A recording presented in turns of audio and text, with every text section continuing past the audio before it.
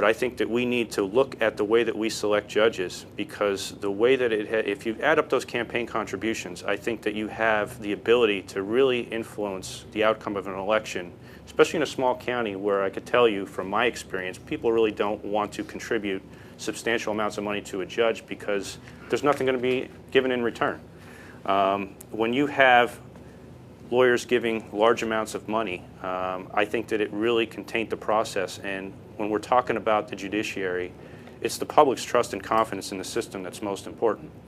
And I think that our current system really awards fundraising ability, political connections, and wealth, which have absolutely no relevance to whether or not you'd be a good judge or not. And I think we need to really look at our selection system and take a hard look at it and whether or not we're getting the right people in. I think it's a real issue. Do you have a proposed solution?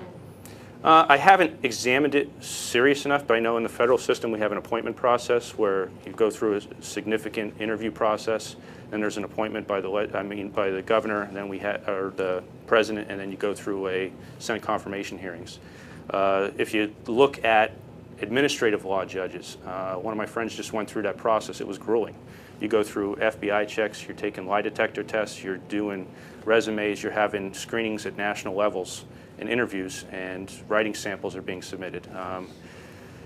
I think that there's a better way to do what we're doing at this point. I think we need to take a hard look at it. On the county level and the appellate level? Because if you're going to do that on the county level. Absolutely. I mean, think about it. At least at a county level, we're local and we know people. Obviously, this is a large county. I could tell you, I don't know people in Hazleton and other areas because I just didn't live there.